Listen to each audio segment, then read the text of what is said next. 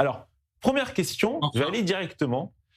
En signant cette tribune, vous défendez des génocidaires à boycotter. La France insoumise va également vous qualifier de génocidaire à boycotter. Oui, bon, ça ne m'émeut pas beaucoup parce que je n'ai rien à voir avec un génocidaire et les gens qui sont cités dans cette tribune, non, enfin dans cet article scandaleux qui donne 20 noms de gens qui soi-disant sont des génocidaires, n'ont également rien à voir avec des génocidaires. Il y a un détournement profond du sens des mots qu'il faut absolument dénoncer. On est d'accord ou pas d'accord avec la politique de M. Netanyahou sur la bande de Gaza, mais en aucun cas on ne peut dire qu'il s'agit d'un génocide si on regarde tout simplement la définition du mot génocide.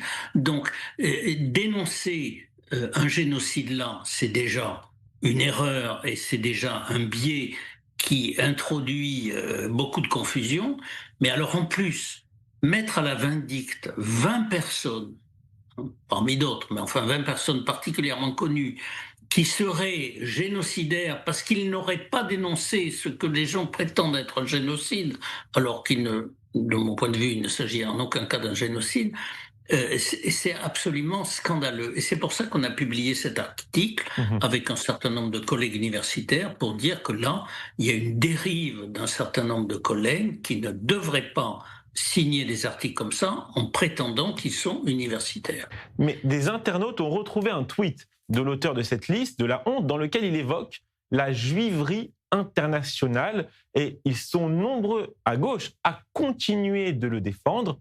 Est-ce qu'une partie de la gauche française n'est pas en train de sombrer dans un antisémitisme proche, dans les mots de l'antisémitisme hitlérien, parler de juiverie internationale? Oui, bon, il faut être clair. La gauche a toujours eu un courant antisémite. Ça date pas d'aujourd'hui. Ça remonte dans l'histoire à très très loin. On peut citer des noms. L'affaire Dreyfus a été un révélateur d'un antisémitisme profond dans la gauche. Je rappelle que Jaurès a eu des propos très antisémites à l'époque. La SFIO était elle-même antisémite à la fin du 19e et au début du 20e. Le Parti communiste français, dans la période de l'entre-deux-guerres, était également assez marqué antisémite parce qu'il voyait chez les juifs, il assimilait les juifs au grand capital. Donc il y a toujours eu ce courant antisémite à gauche, à l'extrême gauche, et on en a une résurgence aujourd'hui clairement à travers ce type d'article. Le Monde a publié un article ce matin titré ainsi: Une dizaine d'actes antisémites signalés dans les universités depuis la rentrée. Est-ce que vous sentez un climat hostile aux étudiants juifs à Toulouse? Alors à Toulouse plus qu'ailleurs, non, mais globalement sur le territoire, oui.